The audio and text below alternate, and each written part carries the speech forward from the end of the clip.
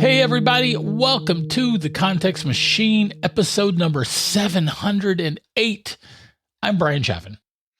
And I'm Jeff Gamet. Sorry, Bryan, I don't have any clever thing for the number this week. You were absolved. Oh, thank you. Okay, then I do feel okay telling people that, hey, everyone, we have a website. You should check it out. contextmachine.io. You can also reach out to us on contextmachine.io, or you can find us on Mastodon at Context Machine.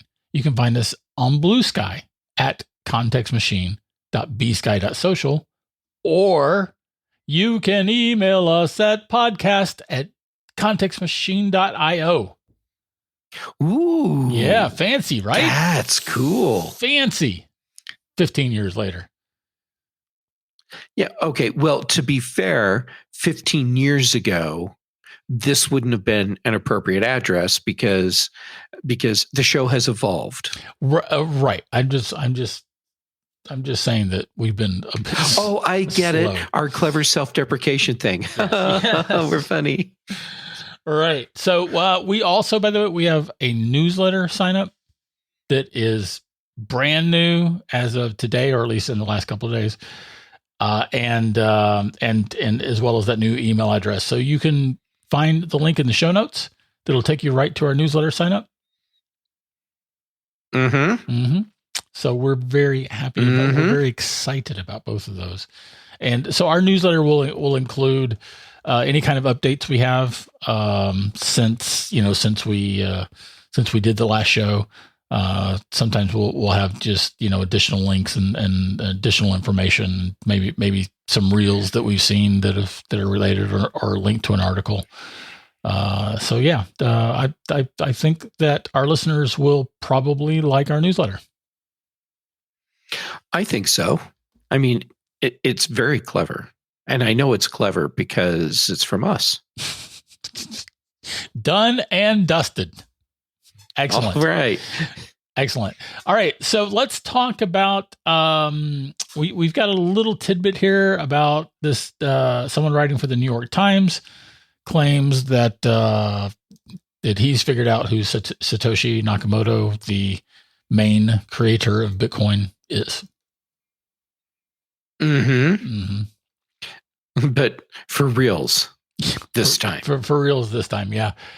So basically, the very short version of this is that this person, who is Kariru, I don't know how to pronounce his last name. This is the person who was writing for the New York Times. He basically took a bunch of writings, posts to listservs from 1992 to 2008, and then plugged those into an LLM and said, okay, find me similarities between these other posters and Satoshi Nakamoto's posts to those same listservs. And, basically I'm trying to figure out who this guy is. And that LLM came up with, this is a guy named Back. What's his name? Back. Adam Black. Adam Back. I thought it was I don't know. I don't know him personally. Oh, Adam Back. Yeah. I've got Adam Back has said no. He posted on X, unfortunately. I'm not Satoshi. This is according to TechCrunch. He said, I'm not Satoshi, but I was early in laser focus on the positive societal implications of cryptography, online privacy, and electronic cash. Hence my 1992 onwards active interest in applied research on eCash, blah, blah, blah. He also basically said, look, any similarities are that to my post and Satoshi's posts are because we have similar backgrounds and we're posting in the same places. Oh, well, in that case, I'm Bryan Chaffin. Right. I am extra skeptical of this for the following reasons. I I don't see how any human being could not cash in on the explosive growth of Bitcoin since Satoshi. So, all right. So, for folks who don't know, Satoshi was very involved. He was a frequent poster to the various listservs that that all these cypherpunks were posting to, and then one day he basically said, "Okay, I'm outie," and was gone, and he hasn't resurfaced since. But more importantly, I think thousands of Bitcoins, or maybe tens of thousands of Bitcoins. I don't know how many Bitcoins are in Satoshi wallets. The many Bitcoins that he owns, 1.1 million Bitcoins at $72,000 per at the time of this recording. Right? Okay, so that's potentially a lot of money. Yeah, it's potentially a lot of money. And none of them have moved. None of them have been sold. None of them have been traded. And people watch those wallets like a hawk. The idea, I cannot wrap my head around the idea that there is a person who would own that many Bitcoins without moving them. I don't care how independently wealthy he might have been, although there's nothing to suggest that this person was wealthy. So I have long thought that either Satoshi Nakamoto was always a government entity operating, basically operating synonymously, or did he have since died? Okay, I can see where either is plausible. It's okay. So I'm going to toss this out here, and to be clear, I'm not doing devil's advocate stuff because, first, I think that's just a weird term to use, but also I'm not doing that. If you have enough money that you're already living a very comfortable life, having $20 kajillion in Bitcoin that you're just not touching, that could be kind of a big flex. Well, that's true. And it's also possible that maybe Satoshi Nakamoto is just that weird person who didn't feel the need. I mean, that's entire. We're dealing. If it's an individual person, individuals can behave in otherwise weird ways. But it strains my credulity that he would just he's never touched this stuff, and he basically went away and stopped contributing to the conversation, stopped contributing to the development, and it's like, okay, see ya. Okay, I'm just gonna sit here. Maybe he lost his access to all of those hard drives that were storing these Bitcoins. His hard drive ended up in a dumpster somewhere. Yeah, or it's probably as many hard drives. But I mean, that's possible too. But I don't think that this person, that Mr. Back, is the guy. And I do feel like the guy is either a group that was working for a government, probably the Russians, possibly the US, or he has since died. So that's my take. Mm-hmm. I do not feel like I have enough information to offer an educated speculation. So I will accept yours. However, I will say I don't think it's Mr. Back either. Right. All right. Done and dusted again. Yay us. Okay. All right. Now let's talk about the folding iPhone. Pop music. Oh, right.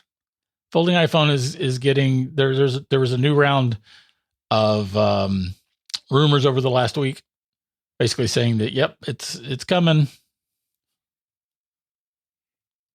Yeah. Okay. Yeah, I've been following these rumors, and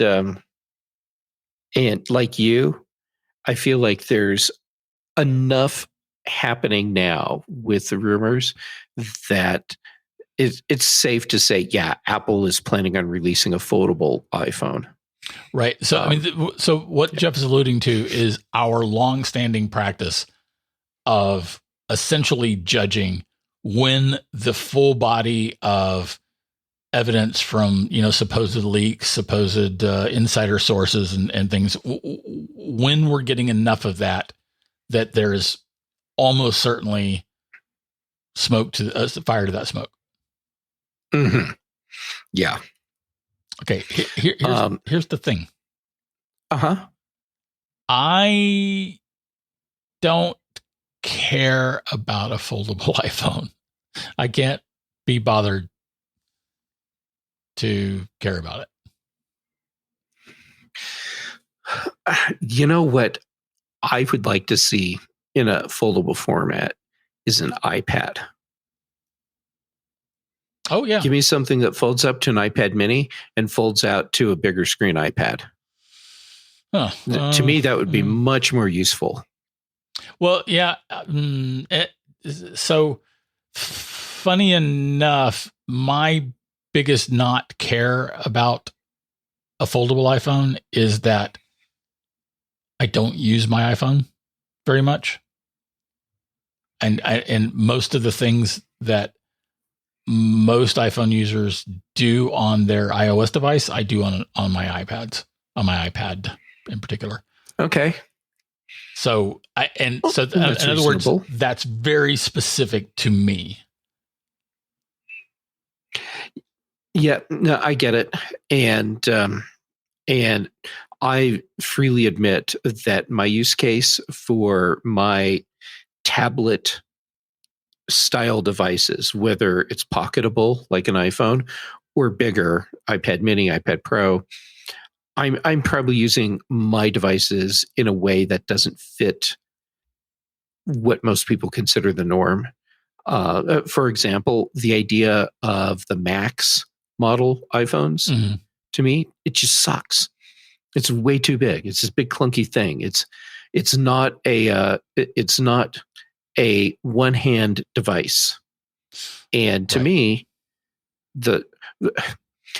here's my unpopular hot take. The iPhone is already too big.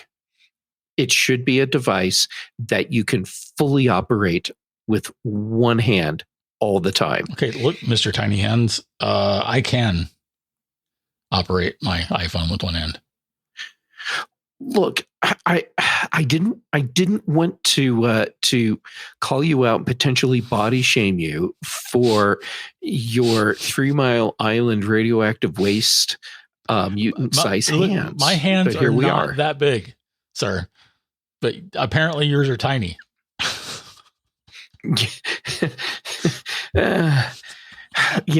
I'm glad that at least I have hands at work. Yeah, fair enough. So again, we're both being very eccentric in our views here, and we both acknowledge that. I mean, I like the current iPhone size. I also do not want to be trying to stuff an iPhone Max in my pocket, and I don't need a Max because I would be using my iPad if I wanted something bigger. But that's so very Bryan centric. That's a very Bryan specific way of looking at things. And but I can appreciate this Bryanism that we're discussing right now. The thing is, a lot of people really, really want essentially an iPad in their pocket, but that's too big. So the iPhone Max is a great thing for them. They get a lot more screen space, and they can throw it in that big pocket on their cargo shorts. And to that end, maybe I would be more open to the iPad. maybe I would be more open to the iPhone Fold, I think is what many people are saying it'll be called. People are calling it the iPhone Fold, but Apple hasn't announced it yet. The rumor is that Apple's going to call it the iPhone Ultra. Oh, okay. All right. Fair enough. Anyway, the point is that maybe I would be more open to that sort of max size device if it was foldable. I don't know. And I also am readily acknowledging that unlike Samsung, who, first did a foldable phone years and years ago, when Apple does a foldable phone, it's probably going to work and it's probably going to be good.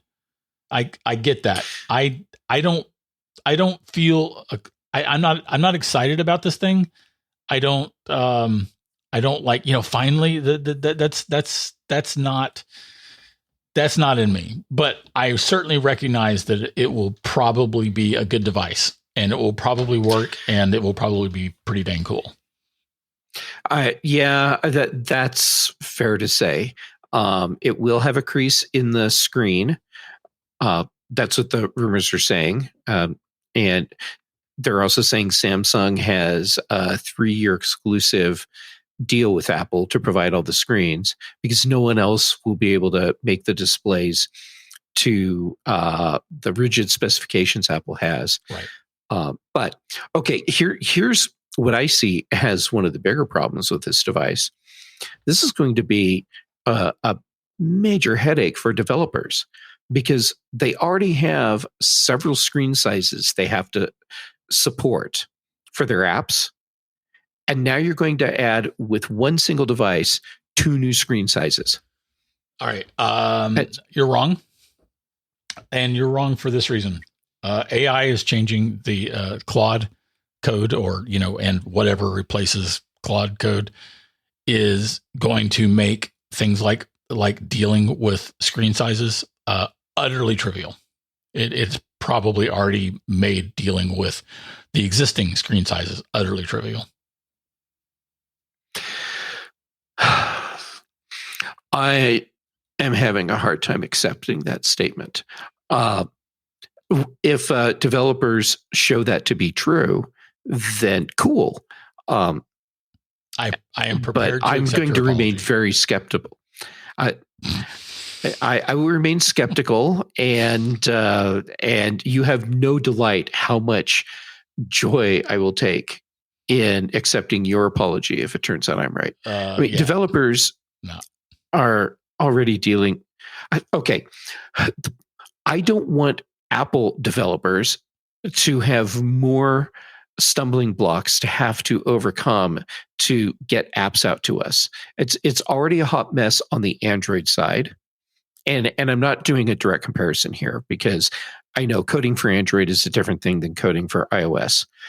But it's a major headache to make sure that your app does conform to the wide range of screen sizes you're going to have to deal with. I'm sure AI will be able to help with that, but at the same time, parts of that are not going to be from the code that Claude or whatever generates and says, here, drop this into Swift and see what happens. Parts of it come from you having to tie into the hooks Apple's already made into the operating system for display rendering stuff. Yeah. So, like I said, Claude code will make that trivial, utterly trivial. I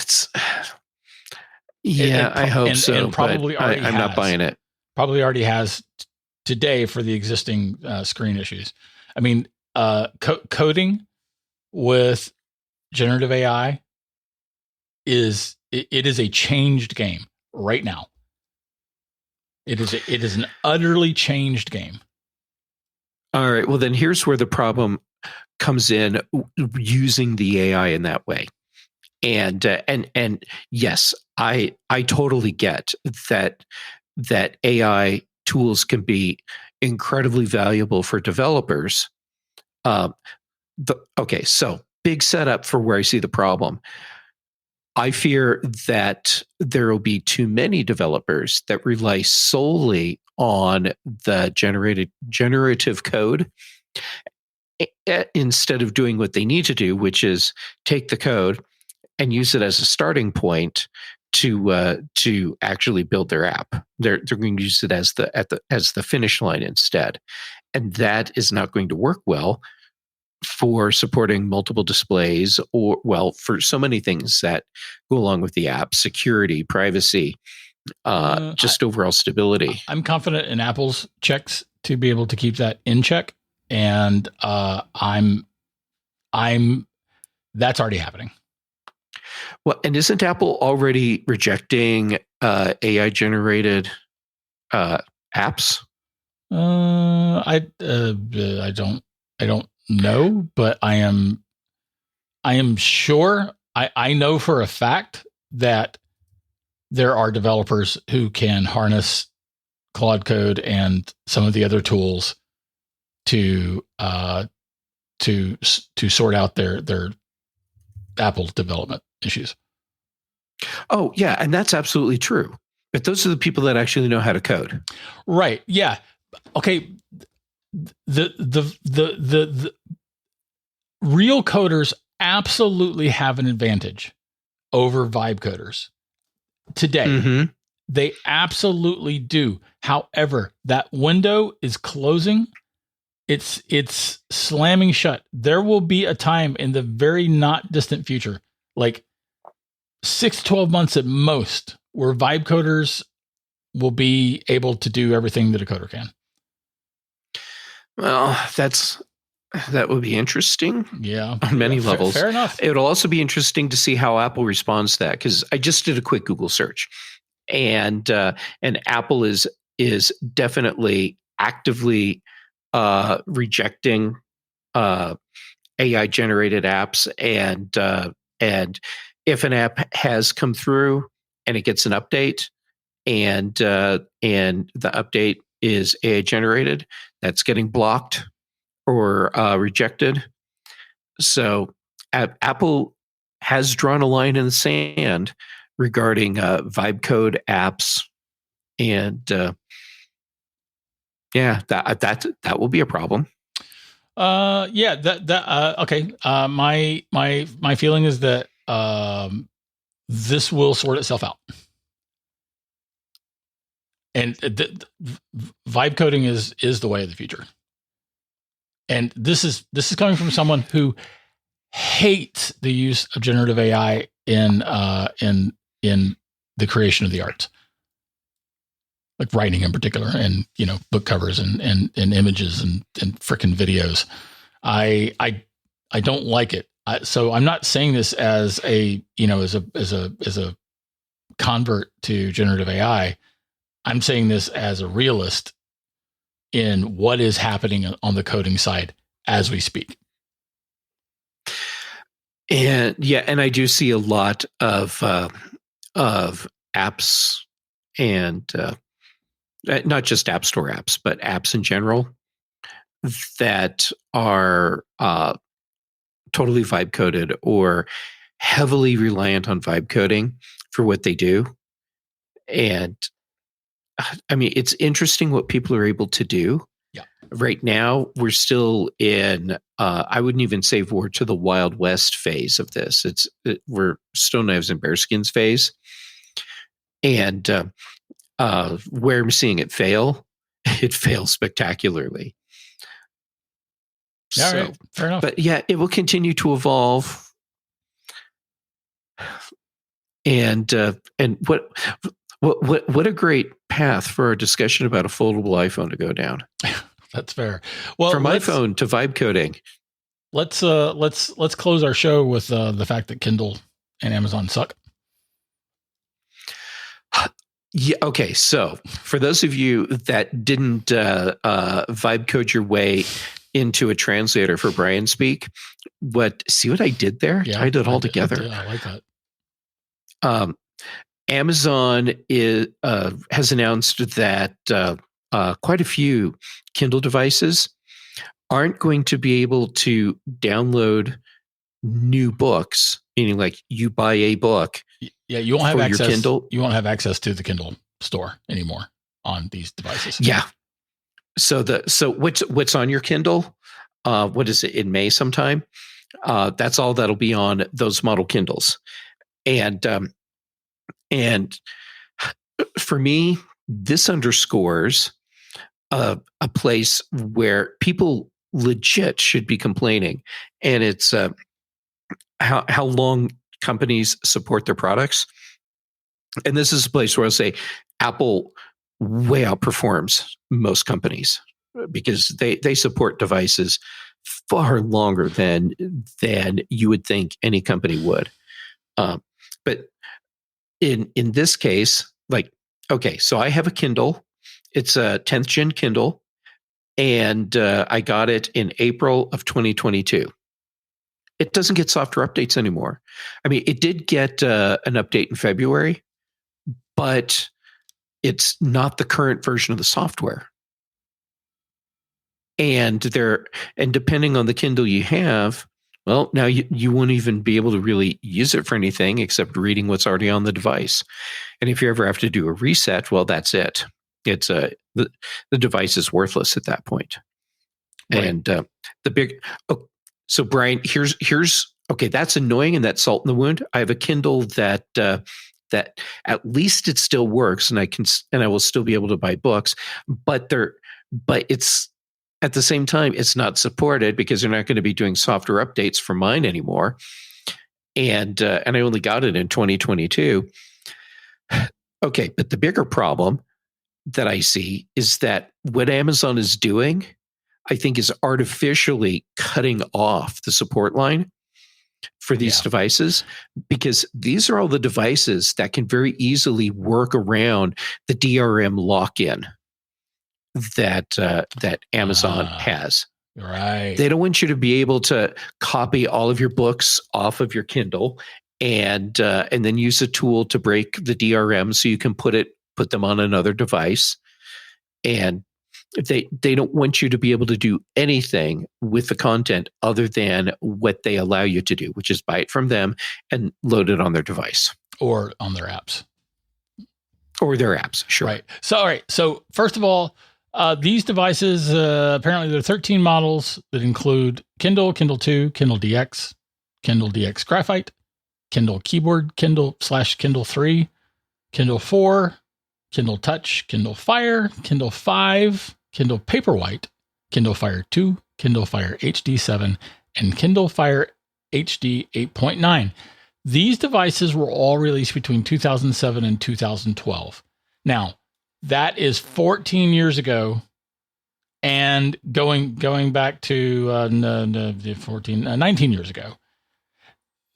That I don't think neither Jeff nor I are complaining about them no longer updating those devices for new versions of Kindle's software. Oh no. I mean, that actually exceeds Apple's already excellent support for past devices. What Jeff and I are both critical of is the fact that they are arbitrarily cutting them off from accessing the Kindle store when they could just continue to access the Kindle store and not be updated anymore. That's the part that feels really crappy and poopy and just, not good. Yeah, I agree. And on the surface, it looks like this arbitrary move, but I think the reality is that it goes back to my speculation that they want to cut off the devices that by their design can work around the DRM restrictions that they want to place. Right. So we're going to have a link to 9 to 5 Mac's coverage of this, where they've got that list that I rattled off. So we'll have that in our show notes, and let us know what you think. And any developers, by the way, please let us know what you think about our non-coding perspective on coding for the future and what's happening today. Yeah, I'm looking forward to hearing how you think Bryan is wrong. I don't think that's what you're going to hear, but that's okay. So on that note, though, and that's this week's Context Machine. Yay! If you have anything to comment on, add a question, you can write to us at podcast@contextmachine.io. Our bandwidth is provided even by CacheFly. Top man. The bass is by Dr. Boone, recorded just for this show. And yeah, Jeff, I guess that's actually it for this week, isn't it? I think so. Bryan, I have to say, I'm really proud of you for working your way through that outro. Yeah, only making 2 mistakes. Oh, it's so cute how you think it was only 2. That's fair.